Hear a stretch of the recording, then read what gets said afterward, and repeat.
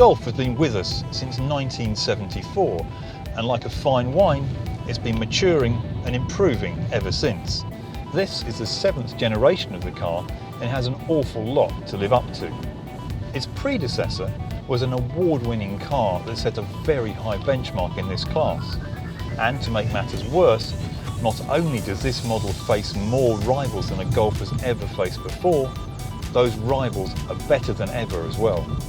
To fight back, this Golf plays to very much the same strengths as its predecessors: high class, good quality and fine practicality.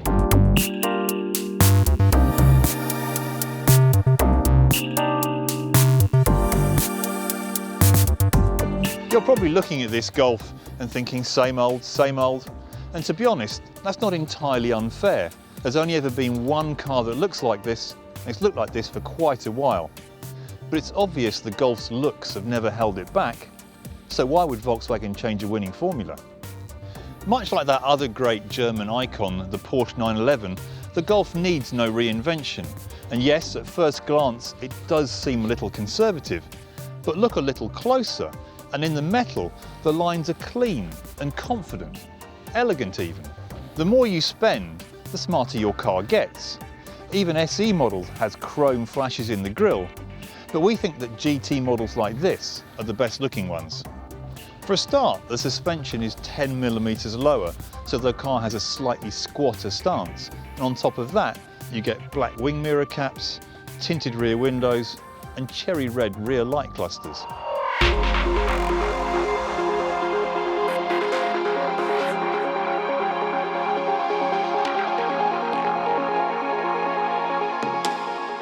Inside too, there's no major revolution, and anyone who's ever been inside a Golf will immediately feel at home.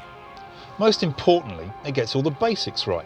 The seats, for example, are well shaped and have plenty of adjustment, so it's easy to find a comfortable driving position, and the all-round visibility is excellent. The cabin is beautifully elegant too, and second only to the Audi A3 for quality. Thanks to the touchscreen infotainment system and the electric parking brake, there's precious little clutter around, and all the major controls are pointed slightly towards the driver. It's a very practical car too, with room in the back seats for a couple of tall adults, and the boot is one of the biggest in the class, with a usefully low lip and even the option of a folding passenger seat so you can take really long loads. To cap it all, the rear doors also feature something called stepless angling. That means that no matter what angle you open the door to, it holds firm, which is really useful in tight car parks.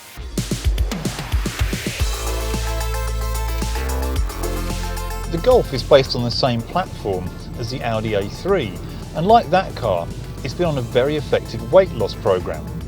The result is the welcome double whammy of better performance and better economy. It's something that's particularly noticeable with the new 1.4 TSI engine. This features a clever system which shuts down 2 of the 4 cylinders when the engine isn't working hard, and that leads to a significant improvement in fuel economy. On the road, the Golf is a thoroughly refined and composed car. Every model has a comfortable ride, but it's worth going for one of the more powerful models. These have a more sophisticated suspension, and that gives an even better ride. However, although the steering has been set up to turn into bends keenly, this isn't the most exciting car to drive. Ultimately, there's no disguising the fact that this is a family car that's set up for safe and neutral handling.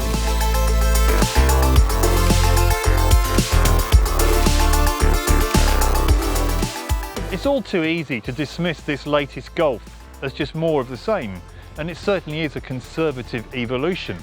Mind you, the previous model was so good, it would have been impossible to make any major advances.